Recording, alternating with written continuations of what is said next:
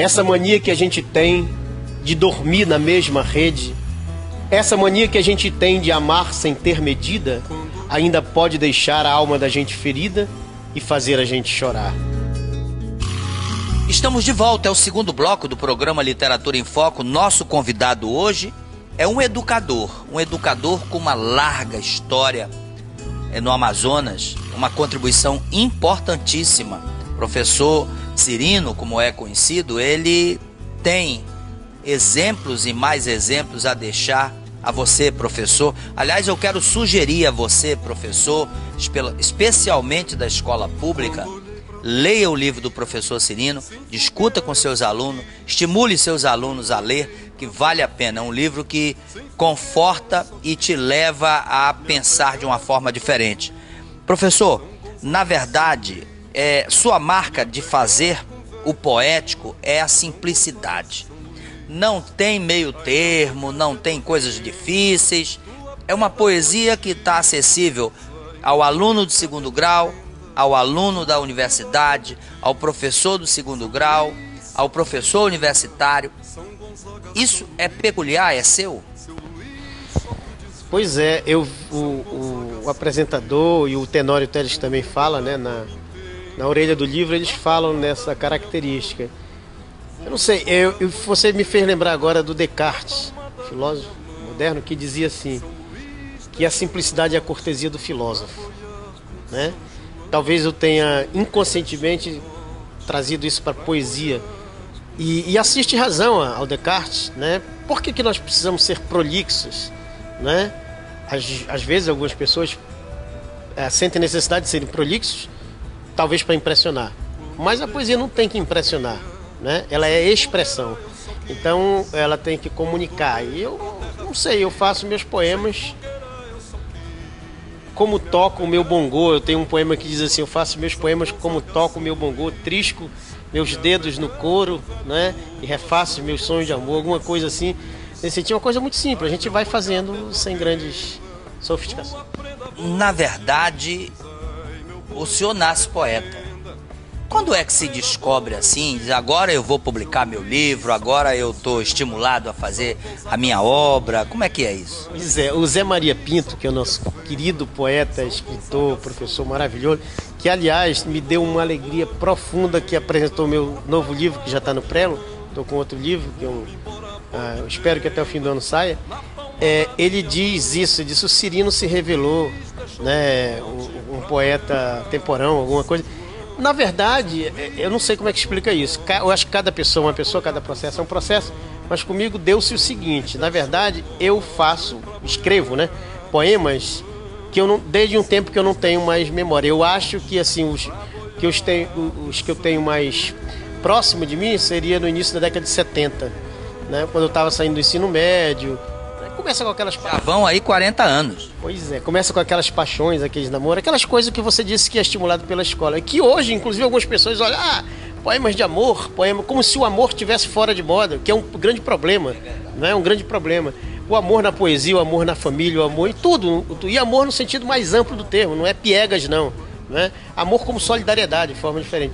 Então, eu comecei a escrever isso de lá. Aí teve uma época, que foi minha época de estudante, Abraim, entre 70, na universidade, entre 76 e 80, mais ou menos, que foi nessa fase aí, e que era uma época difícil, né, por conta da situação política do país, e a gente estava clandestino, não podia dizer o que pensava direito, e a gente se reunia escondido para escrever poesia e declamar. Eu me lembro bem do Carlos Rubens, eu me lembro bem do próprio Zé Maria, eu me lembro que já nos deixou, né, o Nestor Nascimento, que inclusive eu tive a alegria, quando fui secretário, de sugerir ao Serafim, o prefeito, e ele colocou o nome da escola pública, onde tem uma escola pública com esse nome, né, o Nestor Nascimento, e a gente fazia poesia como os grandes poetas que faziam, né, nos tempos mais difíceis do país, se escondiam nos porões, né, à luz de velas acesas, atrás de portas fechadas, e a gente fazia as nossas revoluções. E assim, e um dia alguém disse assim: Cirino, publica. E aí começou um medo, Abraim. Me deu um pânico, porque publicar? Eu não tenho formação literária, eu não sou formado em letras, etc. Não, eu leio muito, gosto muito de ler poesia. Eu acho que aí está a grande diferença, a leitura. Pois é, mas olha só, apesar de eu ler muito, eu acho que eu ainda leio pouco poesia para quem estava pretendendo escrever, entende? Eu não sou crítico poeta. Aí alguém um dia me disse, entre alguns amigos, o Carlos Eduardo Gonçalves, meu querido amigo, disse assim: rapaz, para que serve uma poesia guardada? Aí não teve jeito. É verdade. Aliás, professor Carlos Eduardo, outro exemplo importante como educador no Amazonas. Agora, professor, essa produção, ela é ilustrativa, mas ao mesmo tempo é um convite à juventude. Quer dizer, o senhor sempre está deixando à juventude uma palavra, como quem diz: olha, o livro está aqui. Vem pra cá, poeta. Porque tem muitos poetas em salas de aula que muitas vezes têm vergonha de mostrar seus trabalhos. E determinados professores também que não estimulam. Será que o senhor está convidando os seus ex-alunos que estão fazendo poesia também, guardando, a publicar isso? Eu não perco tempo, eu não perco espaço. A minha sala de aula, meu curso, se eu fosse professor de álgebra, sei lá, ia ter que sair uma poesia, ter que ter um espaço para poesia no meio da álgebra, no meio da... o que fosse. Felizmente eu sou professor de filosofia da educação, de formação de professor, então não tem outra coisa melhor do que esse espaço para falar. Eu estimulo.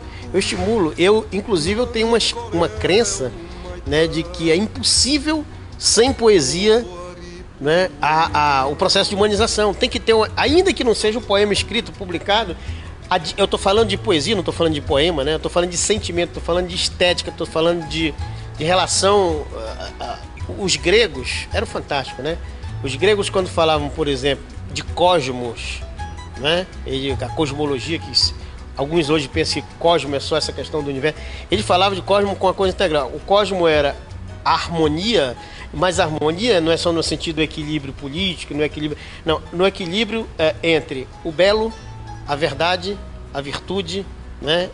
Então, é isso que a gente precisa na vida. O amor é tudo isso. E a poesia possibilita. Então, eu não perco tempo. Eu convido a todos, leiam poesia. No início pode parecer chato, alguns poemas são meio prolixos, as metáforas às vezes não procure entender poesia, procure sentir a poesia. Professor, novamente nós vamos para o intervalo e, claro, eu não vou para o intervalo sem convidar você, telespectador, a provar o nosso Guaraná Regente Zero. Além de ser uma delícia, é Guaraná do Amazonas. Além do mais, é zero. Você pode tomar à vontade, não engorda. Mas eu volto já, com Guaraná Regente Zero, professor Cirino, claro, falando de poesia. Me aguarde.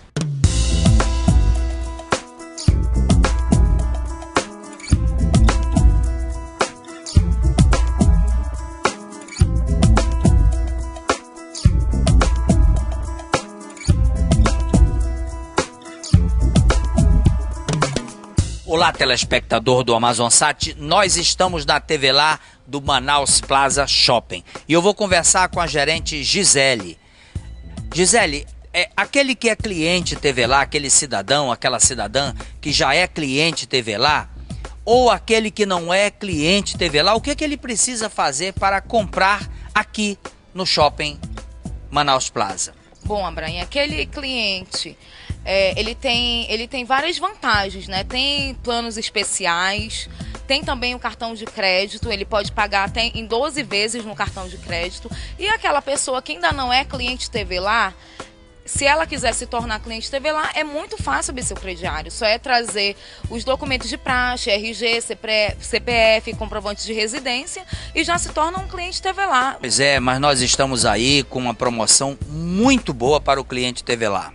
Bom, a gente está com promoção na linha de imóveis, né? O plano em 1+9 sem juros para quem já é cliente TV Lá. E também, domingo, nós estamos entrando com uma promoção, um encarte novo, com vários produtos em promoção. Vale a pena você prestigiar. Bom, então vamos dar o endereço e o telefone da TV Lá.